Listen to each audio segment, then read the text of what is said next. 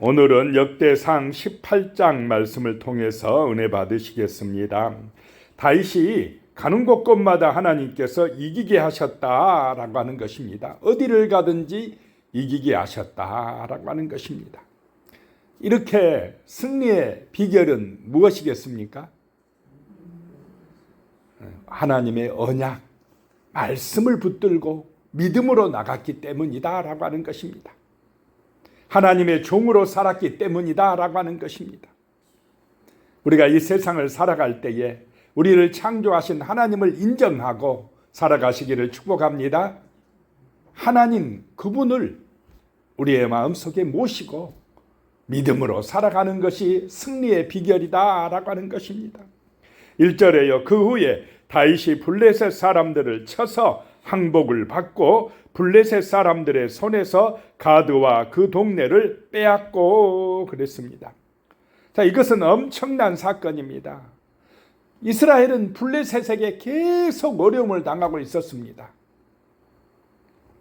그런데 그 후에, 여기서 그 후에라는 말씀은 그 17장에서 하나님의 언약의 말씀을 받은 후에입니다. 하나님께서 다윗에게 내가 너를 위하여 한 앙조를 세울지라 그랬습니다. 내가 너를 위하여 집을 건축할 것이요 그 왕위를 영원히 견고하게 하리라 라고 말씀하셨습니다. 영원한 나라를 세우리라 그랬습니다. 그 하나님의 언약을 붙들고 기도할 때 우리의 삶에도 승리의 역사가 나타날 줄로 믿으시기 바랍니다. 하나님을 인정하고 하나님의 언약을 붙들고 기도하는 삶, 바로 그것이 형통의 삶이다라고 하는 것입니다. 문제가 없다는 것이 아닙니다. 고난이 없다는 것이 아닙니다. 어떠한 경우에도 어디를 가든지 하나님이 함께 하신다라고 하는 것입니다. 다윗 왕 시대에 이스라엘이 번성할 수 있었던 비결이 그것입니다. 지금까지 블레셋 때문에 엄청나게 고난당하고 계속적인 침략을 받았는데 다윗이 블레셋 사람들을 쳐서 항복을 받고 블레셋 사람들의 손에서 가드와 그 동네를 빼앗고 그랬습니다. 2절에 또 모압을 침해 모압 사람이 다윗의 종이 되어 조공을 바치니라. 이번에는 모압을 쳐서 다윗의 종이 되게 하더라. 이게 하나님의 은혜다라고 하는 것입니다. 지금 우리 성도들의 삶은 영적 싸움인 줄로 믿으시기 바랍니다. 영적 전쟁입니다. 어둠의 세력과의 싸움입니다. 지면 불행해집니다. 우리 인생이 고달파집니다. 그런데 우리가 믿음으로 날마다 영적 전쟁에서 승리하면 우리의 삶이 형통해질 줄로 믿습니다. 그래서 기도하는 것입니다. 기도하고 시작하는 것입니다. 하나님의 언약, 그 말씀을 붙들고 나아갈 때에 하나님의 손이 우리를 이기게 해주신다라고 하는 것을 믿어야 합니다.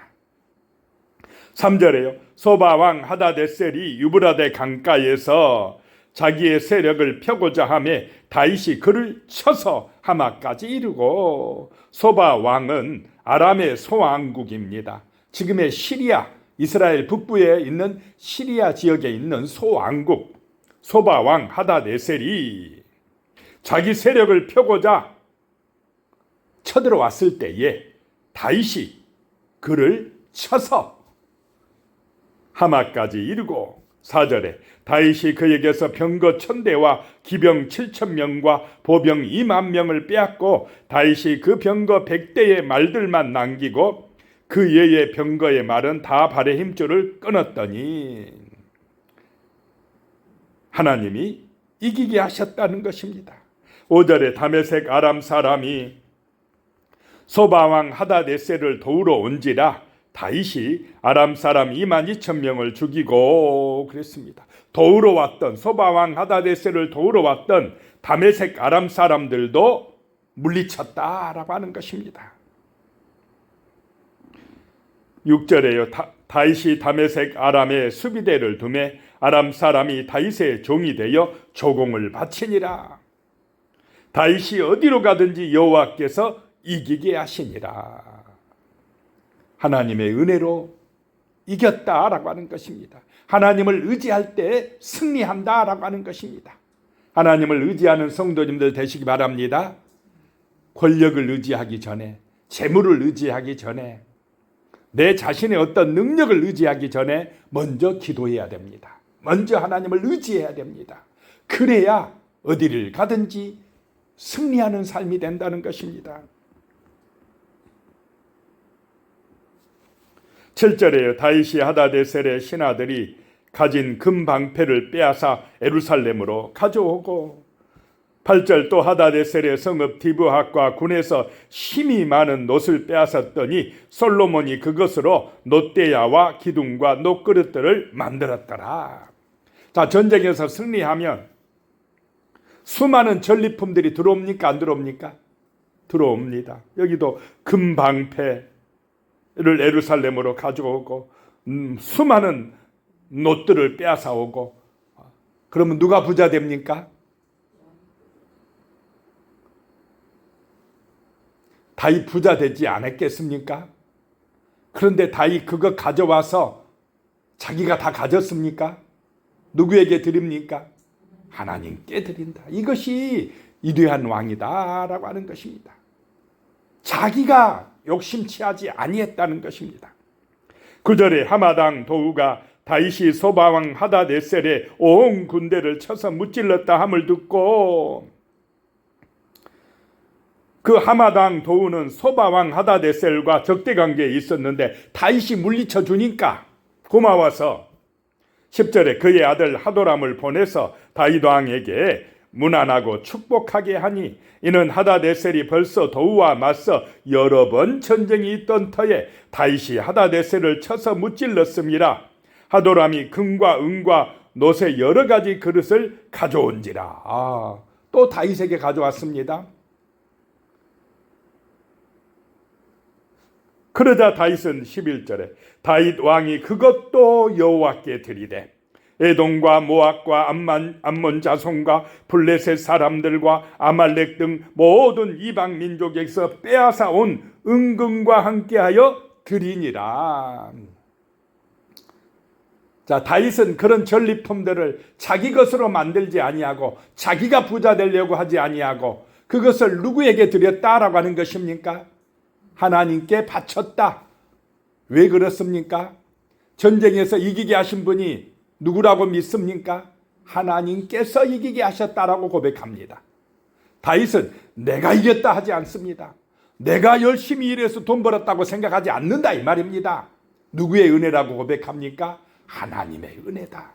하나님이 복 주셨다. 하나님이 이기게 하셨다. 그러니 그 전리품들을 그대로 하나님 앞에 드린다라고 하는 것입니다.